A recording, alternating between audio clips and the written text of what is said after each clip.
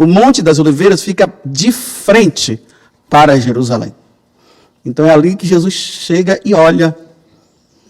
Tem lá um lugar, quando nós vamos na peregrinação, chama-se Dominus Flevit. O Senhor chorou. Tem uma capela lá que representa isso, né? A gente olha para frente e vê lá a cidade. Hoje, a cidade antiga de Jerusalém. Porque tem a nova, né? Mais moderna. Mas essa é a cidade antiga, que é do tempo de Jesus. Então, quando Jesus olha para Jerusalém, ele começa a chorar. E aí ele diz: dias virão em que os inimigos farão trincheira contra ti e te cercarão de todos os lados. Ah, Jerusalém, se tu também se compreendesses hoje o que te pode trazer a paz. Jesus vem para trazer a paz e a salvação, e a decepção agora, né? Ele chega em Jerusalém, não vai ser acolhido. As autoridades religiosas já estavam tramando tudo para matá-lo. Teve momentos que quando Jesus percebia que eles queriam fazer alguma coisa com ele para matar, Jesus saía dali, aí ele ia lá para baixo, ficava ali pelas mediações de Jericó, ou senão ele ia lá para Galileia, mas quando chegou o momento, ele está chegando a hora, ele não voltou, ele foi em frente. Ele precisava nos salvar. Ele precisava, era necessário que ele morresse para que as portas dos céus se abrissem para nós, como está aqui na primeira leitura, que aquele que é digno de abrir o selo foi aquele que derramou o sangue pela nossa salvação, nosso Senhor. Aquela multidão que João viu diante do trono de Deus, muitos foram salvos, compreenderam. Mas aqui, olhando pelo lado humano ainda, olha, dias virão em que os inimigos farão trincheiras contra ti. Nos anos 70, o general Tito, um romano, ele vem em direção a Jerusalém e destrói Jerusalém. Destrói o templo. É por isso que hoje não se tem mais o templo, tem o muro das lamentações que o pessoal fala, né? Só ficou uma parte desse muro. O templo foi destruído. Aquele templo que tem hoje lá, o Domus da Rocha, foi tomado pelos muçulmanos. Não é o templo de Jerusalém. O templo de Jerusalém não tinha aquele formato. Então, o general Tito vem e destrói. Leva a Minorá. A Minorá era aquele candelabro de 7 pontas que ficava dentro do templo para clarear o templo, né? Por isso que Jesus diz: eu sou a luz do mundo, apontando para a Minorá quando ele estava lá dentro. Tudo foi destruído. A Arca da Aliança nunca mais apareceu. Jerusalém ficou agora sem o templo, ficou também sem o sacrifício antigo.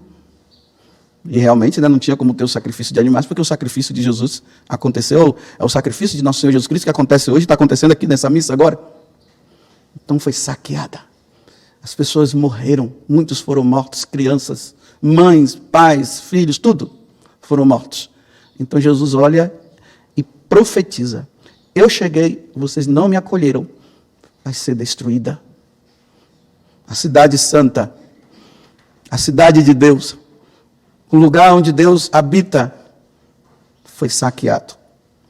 Agora vejam, olhando humanamente, imaginemos, né?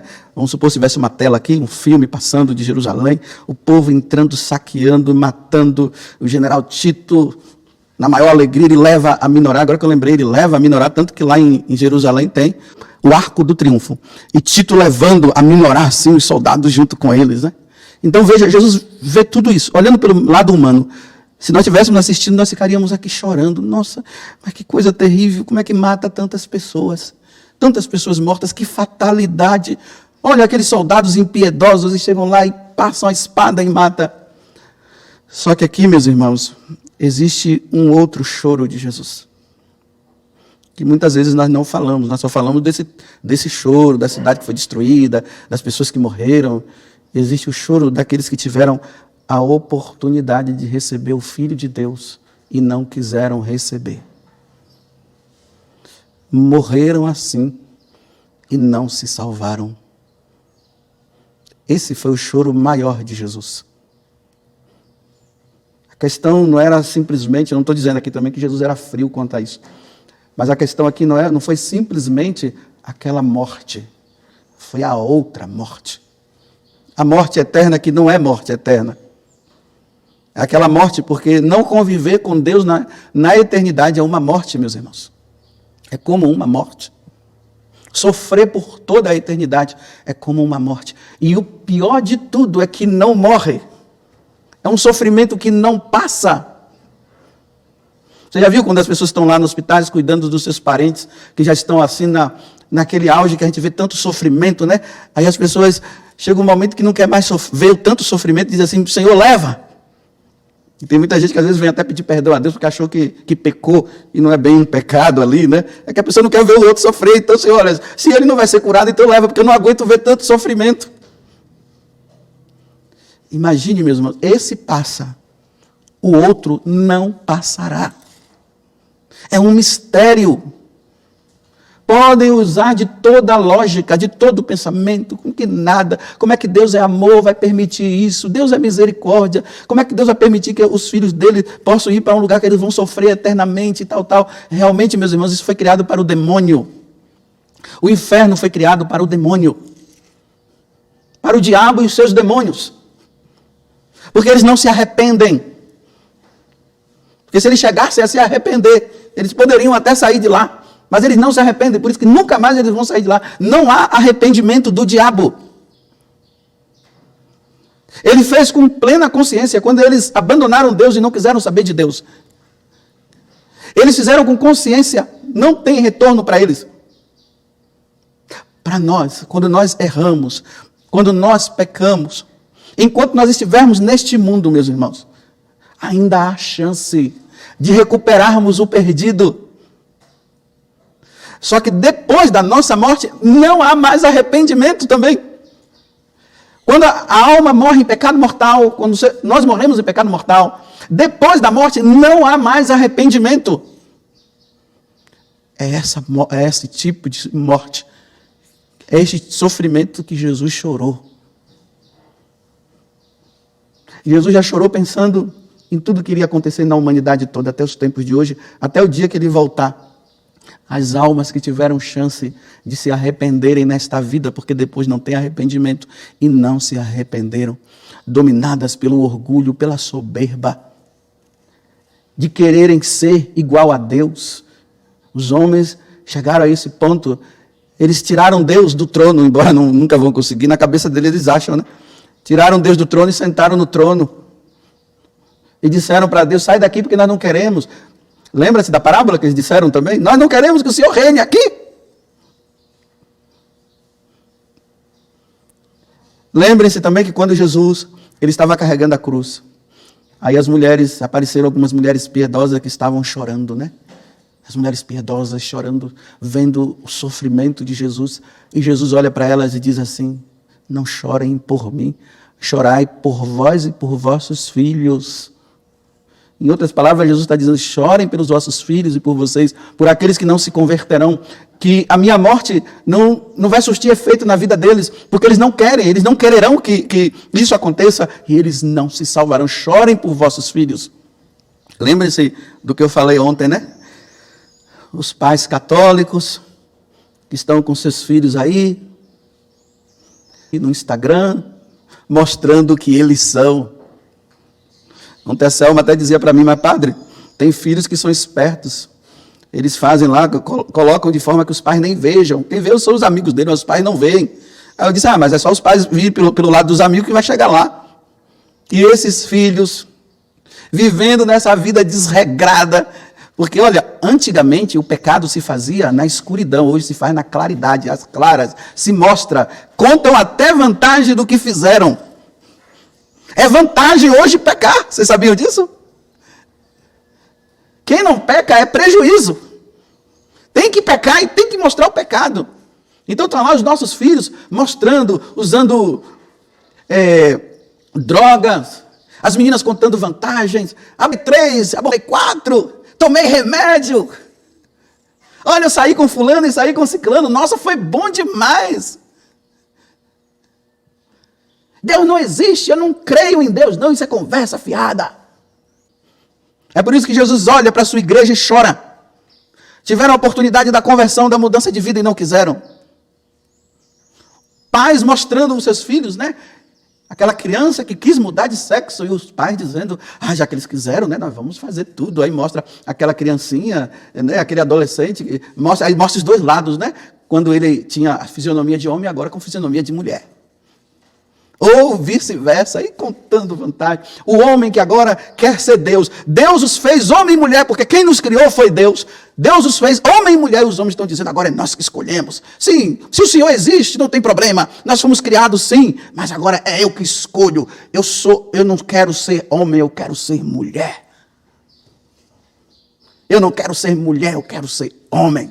Aí mostra aquela menina com cara de menina, com cara de mulher, e agora com barba no rosto e contando vantagem. E dizendo que nós estamos no tempo da modernidade, porque o homem evoluiu. Não, o homem não evoluiu, não. O homem, ele evolui quando ele tem Deus como Senhor. O homem evolui quando ele coloca Jesus Cristo como centro da sua vida. Aí o homem evolui. É por essas pessoas que Jesus chora. Chora pela igreja, pelos sacerdotes, a infidelidade dos sacerdotes, a infidelidade dos religiosos, das religiosas, a infidelidade dos missionários, a infidelidade dos casais, a infidelidade dos políticos, dos nossos governantes. Deus chora. Porque o resultado final vai ser terrível, meus irmãos. É por isso que chora. Uma alma perdida é terrível para Deus. Porque Ele nos criou todos. Ele quer todos com Ele. A Santíssima Trindade quer todos lá. Mas infelizmente muitos se perderam. Muitos estão se perdendo. E muitos se perderão. Mas só que esses que estão se perdendo e os que se perderão, ainda há chance de mudança de vida. Eu sei que tem muita gente chorando quando vai no velório, né? E chora. Chora de saudade daquela pessoa, porque realmente nesse mundo não vai se encontrar. Mas quem é que está chorando por saber que nunca mais se encontrarão, porque não se salvou, se perdeu? Aquele choro de dizer assim, não se salvou. Teve a chance e não se salvou. Esse é o choro de Jesus. Esse é o choro da Virgem Maria. Tem uma história que eu não sei se é real ou não. E eu também não sei se eu vou contar ela toda como ela é. Mas peguem o contexto. Dizem que uma mãe rezava muito pela conversão da filha dela. Essas adolescentes que estão aí, né? Vivendo essas vidas de qualquer jeito. E os adolescentes também. E não somente os adultos também, né? E os jovens também.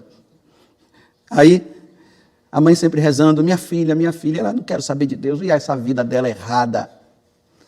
E toda noite saía com os amigos, de carro, né? Não sai para rezar não sai para uma convivência sadia não, sai para pecar. É para pecar que sai. E a mãe, minha filha, não vai, eu vou sim. Os colegas dela pararam o carro, buzinaram, já estou indo. Aí a mãe disse, minha filha, vai com Deus. Já que não tinha jeito, né? Você vai com Deus, pelo menos indo com Deus, poderá acontecer alguma coisa. Aí ela, lá de dentro do carro já, deu uma risada para a mãe e disse assim para a mãe, eu não sei se... manda ele vir no porta-mala, porque o carro já está cheio. E deu risada e foram embora. Passado um tempo, a mãe recebe a notícia. O carro bateu, houve uma colisão, todos os que estavam dentro morreram. O porta-mala tinha uma caixa de ovos, não aconteceu nada. Blasfemou contra Deus, morreu blasfemando. E vocês vão dizer agora que essa menina está no céu, meus irmãos. Vamos encarar a realidade. Deu tempo para essa menina se arrepender. Blasfemou contra Deus. Eu não estou dizendo que isso aqui foi castigo, não. Mas eu estou dizendo que aconteceu uma fatalidade.